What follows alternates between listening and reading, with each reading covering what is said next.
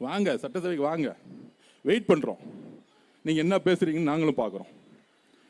அப்ப 5 வருஷத்துல ஒரு பாலியல் பலாத்காரம் திரு உதயநிதிகள் போனதே கிடையாது.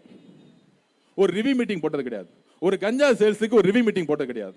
இன்றைக்கு தைரியம் இருந்தா இளவரசர் உதயநிதி அவர்களே ஒரு பிரஸ் கான்ஃபரன்ஸ் வச்சு, எங்களுடைய ஆட்சியில திரு நேரு அவர்கள் துறையை சுத்தமா வச்சிருந்தாரு, திரு வேலு அவர்கள் ஒரு காந்தியவாதி, நெடுஞ்சாலை துறையிலும் பீட்டபிள் திருடவே இல்லை,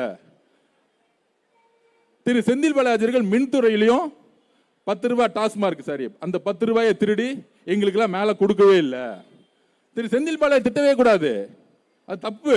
செந்தில் பாலாஜி திருட சொல்லி அந்த பணத்தை எடுத்துட்டு போய் கொடுத்தது யாரு? உங்களுடைய மருமகனுக்கும் உங்களுடைய மகன் உதயநிதி அவர்களுக்கும் பங்கை பிரிச்சுக்கிட்டது யாரு? திரு மு க ஸ்டாலின் தன்னுடைய மகனுக்கும் மருமகனுக்கும் பங்கை பிரிச்சுக்க கொடுத்து விட்டாரு. அப்ப இந்த அமைச்சர்கள் எதுக்காக வச்சிருந்தாங்க? ஊழல் செய்யறதுக்காக மட்டுமே வச்சிருந்தாங்க. அதனாலதான் 30 மினிஸ்டர்ல 15 மினிஸ்டர் சாதாரண ஏழையா இருந்தக்கூடிய எங்களுடைய இளைஞர்கள்கிட்டையும் சாதாரண எங்க சகோதரிகள்கிட்டையும் எங்க தோத்து போயிருக்கீங்க.